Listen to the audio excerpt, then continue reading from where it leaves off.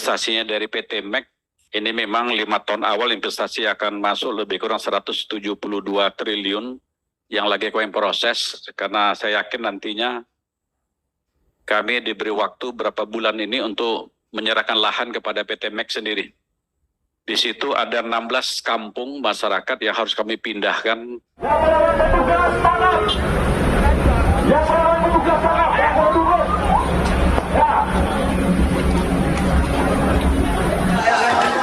Pak, Bu, maaf. Rumah warga dulu. Rumah masyarakat. Cepat. Sana dek. Situ dek. Cepat. Ayo, cepat. Rumah warga dulu. Bu, ibu. Layang, ya udah jangan layang. Udah jangan layang. Aduh.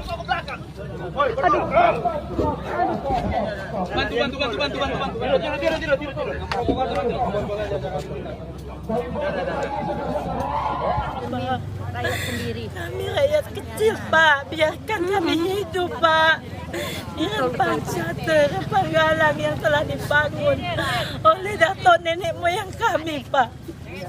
Berikan hak kami, Pak. Kami manusia yang lemah. Jangan selalu ditindas, Pak.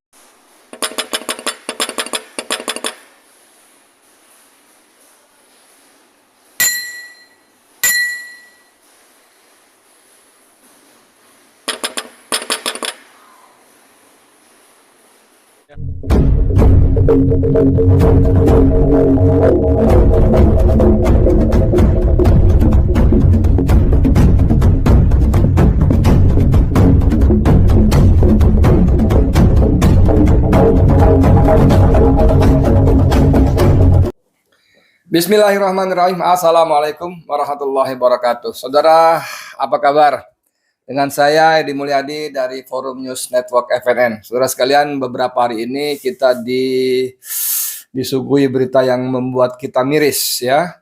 Ketika para elit di Jakarta sibuk copras-capres, sibuk analisis ini itu, sibuk siapa menjadi apa dan sebagainya.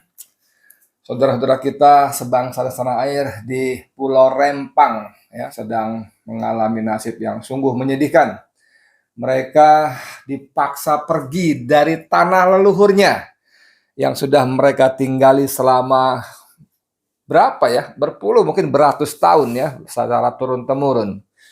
Dan itu tanah nenek moyang mereka yang sudah ada ketika Badan Pengusahaan dan pemerintah Kota Batam belum hadir, bahkan sebelum Indonesia berdiri pada tahun 45. Tapi atas nama hukum, atas nama investasi, atas nama dalih untuk pembangunan dan pertumbuhan ekonomi, mereka dipaksa pergi. Ini ada di Kompas, berita 7 September ya, konflik agraria, bentrokan di Pulau Rempang, belasan siswa pingsan karena gas air mata. Bentrokan aparat dan warga terjadi di Pulau Rempang, Batam. Sejumlah warga ditangkap dan siswa di 2 sekolah terkena tembakan gas air mata. Belasan siswa dilaporkan pingsan karena gas air mata.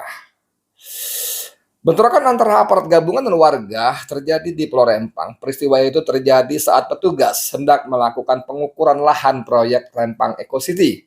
Akibat bentrokan itu sejumlah warga ditangkap dan siswa di 2 sekolah terkena tembakan gas air mata.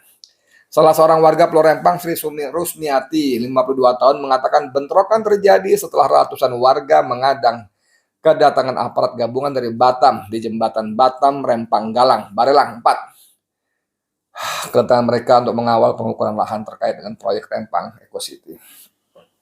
Itu ya. Ada berita lain yang saya juga sudah kumpulkan. Saya benar-benar miris, saudara. Aduh. Kronologis gas air mata dan siswa dilarikan ke rumah sakit. 5 hal tentang bentrokan aparat dan warga dan aparat di Pulau Rempang. Sebanyak 8 orang telah ditangkap menyusul bentrokan antara aparat dan warga di Pulau Rempang, Kepulauan Riau, menurut kepolisian.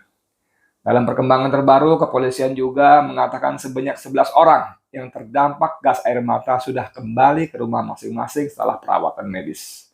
Sebanyak 16 kampung adat di Pulau Rempang dan Pulau Galang, Kepulauan Riau terancam tergusur oleh pembangunan proyek strategis nasional bernama Rempang Eco City.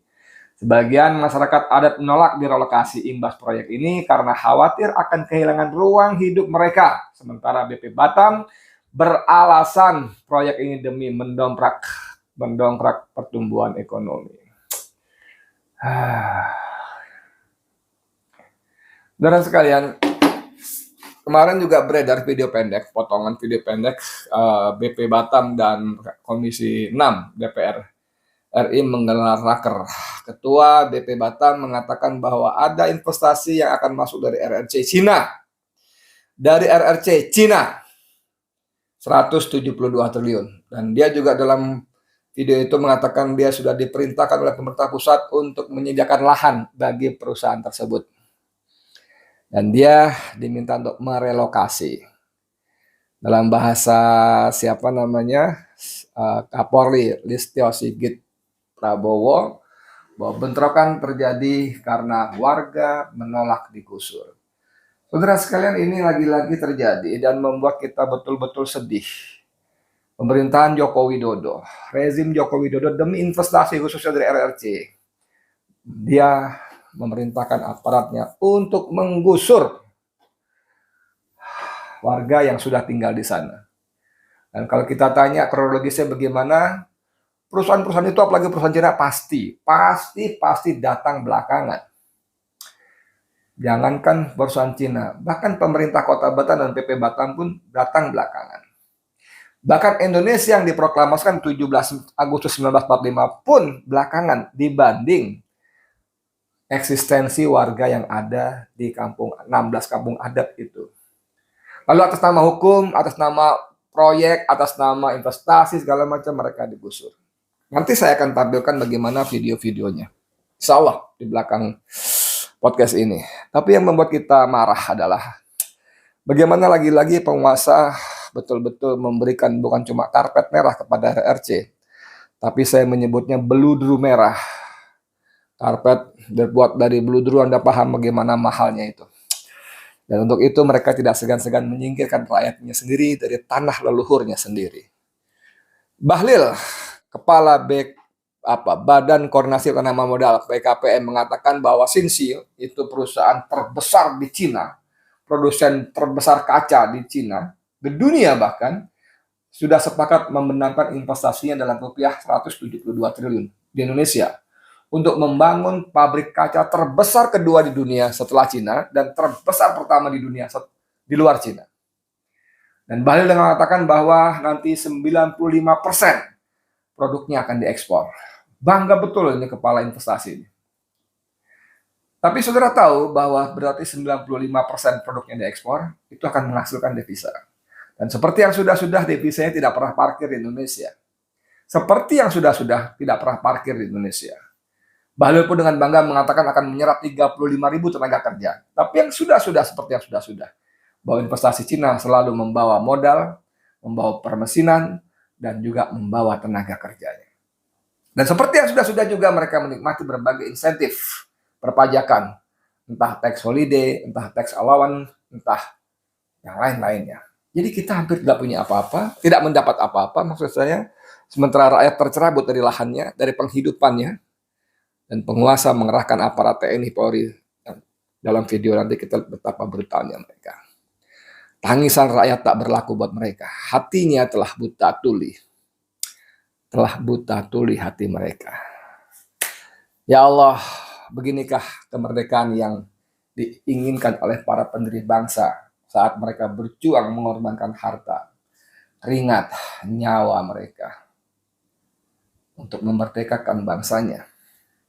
Ketika kekuasaan jatuh ke tangan orang-orang biadab seperti sekarang. Ketika kekuasaan jatuh ke tangan orang-orang yang mati hati nuraninya.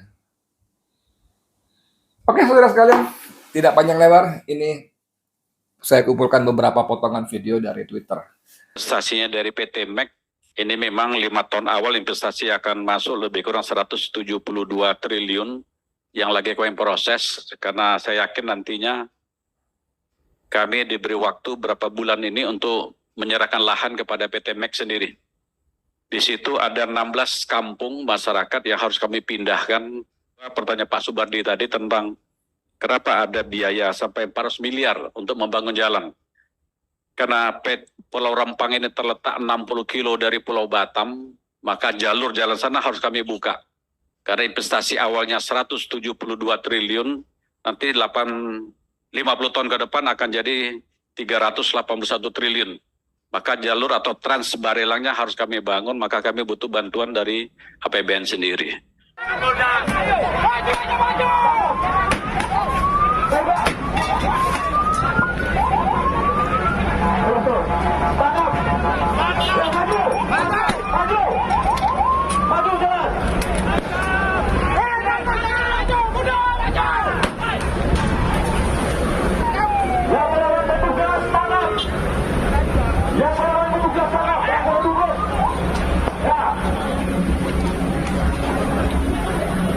Lah yang, ya udah jangan lah yang.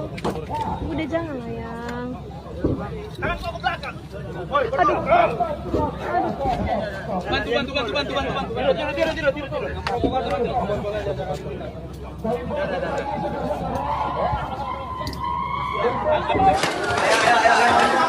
Pak, Bu.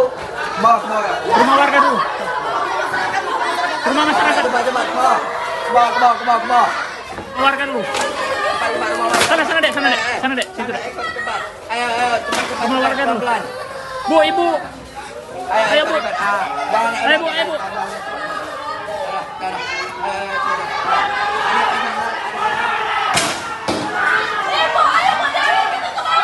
Ayo, Bu, ayo, Bu.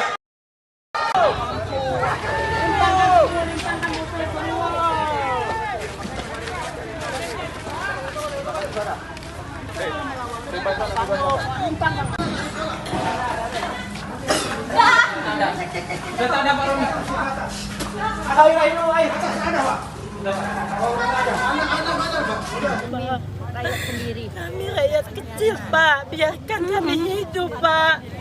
Dengan bangsa terpenggalang yang telah dibangun oleh datuk nenek moyang kami, Pak.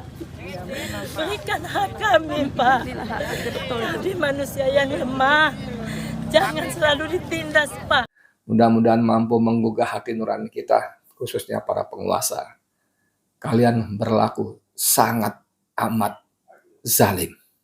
Sangat amat zalim. Dan setiap tetes air mata rakyat kalian adalah doa. Doa bagi azab dan kehancuran kalian. Wahai penguasa. Saya Edi Mulyadi untuk FNN, untuk Indonesia yang lebih baik. Assalamualaikum warahmatullahi wabarakatuh.